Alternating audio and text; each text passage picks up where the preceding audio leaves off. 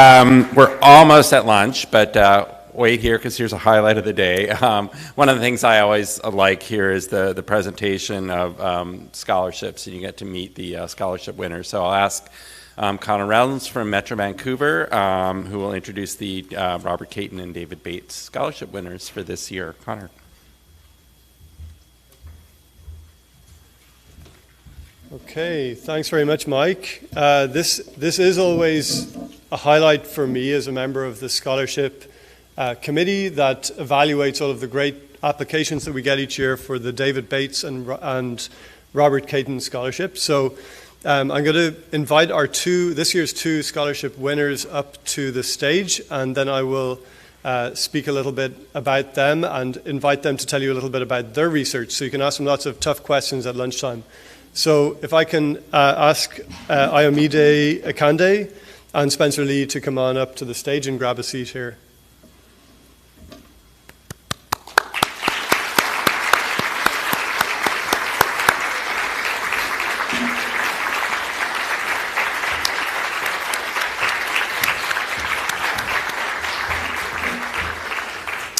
Okay, thanks so much. And so what I'll do is I'll just tell you a little bit about the scholarship and sort of the background of the two people who are behind the scholarships before I introduce this year's winners.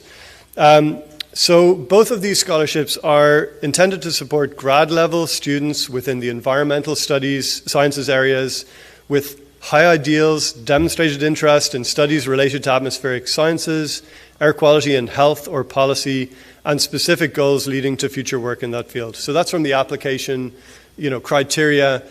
We really look for really well-rounded candidates who are contributing in a really interesting way through the research, but also contribute to their community, the student community and beyond in their applications. So these are two examples of that. First, I'll tell you about the Robert Caton Scholarship, which was established to honor the memory of Dr. Robert Brent Caton, who is a scholar, entrepreneur, and expert in the field of air quality, atmospheric emissions, environmental management, and policy. So Bob was an atmospheric chemist of considerable expertise, but his interests and contributions to environmental issues were very broad. And he was very well known for his unshakable integrity, as well as for his support and mentoring of students and of working scientists, his colleagues that he worked closely with. So this year's recipient of the Robert Caton Scholarship is Ayomide Akande, a PhD student in the Department of Chemistry at UBC. Her doctoral research is on the atmospheric behavior of volatile organic compounds, and in particular a group of compounds used in fragranced personal care products. So when we're thinking about indoor air quality, that is a contributor. She uses experimental approaches both in the lab as well as through indoor and outdoor measurements to characterize the composition, chemistry, and fate of these emissions in real time. And in a moment, you'll hear a little bit more from her about that.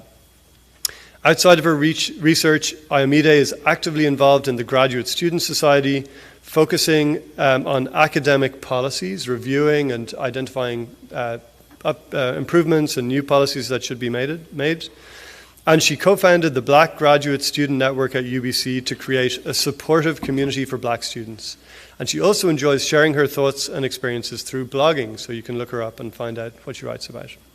So please join me in congratulating Ayomide, who will now provide us with a brief overview of her research.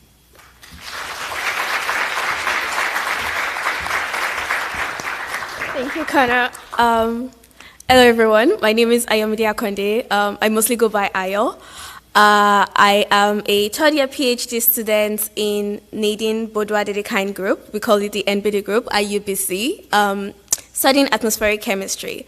So today we've mostly talked about pollutants outdoors coming indoor, but I mostly look at pollutants that are emitted indoors and how they shape the chemical composition indoors and how they change also the chemical compositions outdoor. So I don't remember who it was now, but somebody spoke about how due to stricter regulations and traffic emissions and things like that, we've seen a decrease in NOx, but we've not really seen a corresponding decrease in ozone, and that has caused us to start thinking about where other we call it ingredients of ozone is coming from. So in the presence of VOCs, NOx, and sunlight, ozone will form. And oxidation of VOCs, by VOCs I mean volatile organic compounds, would also lead to particulate matter, which is some of what we've been talking about today.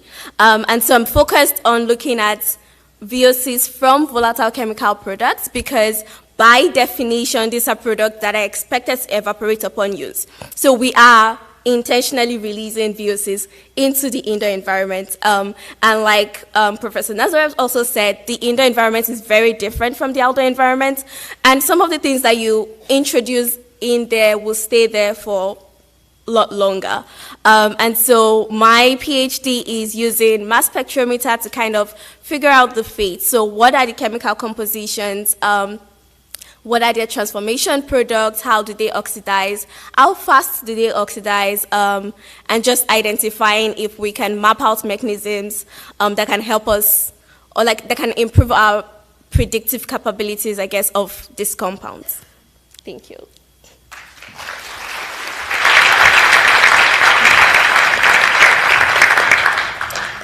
Okay, thank you very much. And I will now tell you a little bit about the David Bates Scholarship. So the David Bates Scholarship was established to honor the memory of Dr. David Vincent Bates, who was one of the foremost international authorities on the health effects of air pollution. And in addition to being a prolific researcher with hundreds of research papers and 6 books to his name, David trained numerous leading respiratory physicians and researchers, many of whom are now improving our understanding of the effects of air pollution. And this scholarship is connected to the Robert Caton Scholarship for an important reason. Bob and David worked on many projects together, including A Citizen's Guide to Air Pollution, which was written to inform educators, policymakers, and concerned citizens about the importance of air pollution. And this year's recipient of the David Bates Scholarship is Spencer Lee. So Spencer is a master's student in the Faculty of Pharmaceutical Sciences at UBC. And there's 2 great acronyms here. I'll read them out to you. So first of all, in RESP, the Respiratory Evaluation Sciences Program is the program that he's studying in. And the SALV program, Strategic Approaches to Lung Vitality in the Environment. So great acronyms there. I really, really appreciate that. So his research explores the population-level health effects of outdoor air pollution on the development of asthma, and he uses health economic approaches to evaluate the impact of air quality policy interventions on chronic respiratory diseases. And outside of his research, Spencer spends a lot of his time on a wide range of outdoor activities, such as backpacking and skiing and surfing and cycling and climbing, and he was just telling me about how he had hurt himself surfing, so he had to do more climbing, which is, good to have different options. So please join me in congratulating Spencer, and he'll now tell you a little bit more about his research.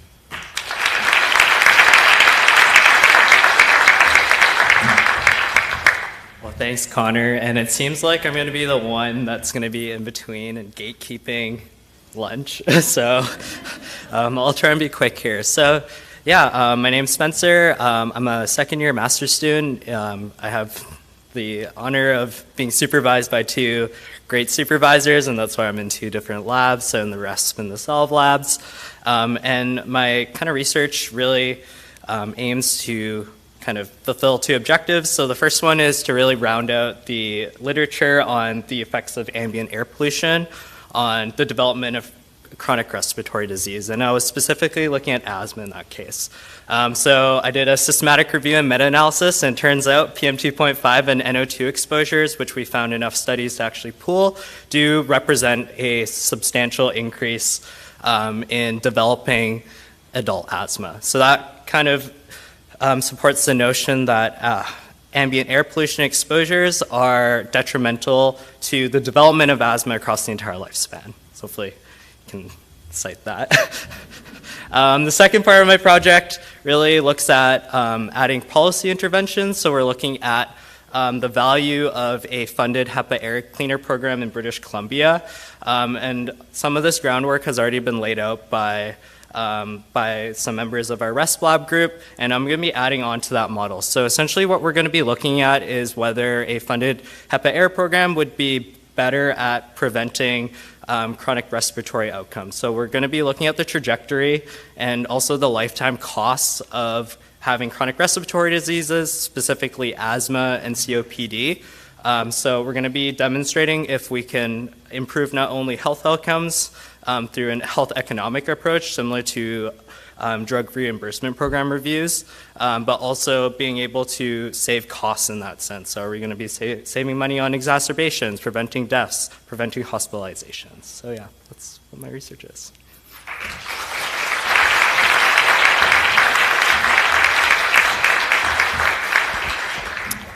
Okay, so I don't have much more to say. We don't have an actual physical thing to give our award recipients at this presentation, but we're very glad that they are here today to speak with you, because I think that this room represents exactly what this scholarship is trying to develop new members of. So a community of folks who are working on air quality and health, who are getting together at this great workshop that happens each year. So very grateful for that. And I do encourage you to talk to them at lunch, ask them more about their work, tell them a bit about what you do, because we look forward to seeing them, just like many of the previous award recipients, at this workshop in future years. So thank you very much.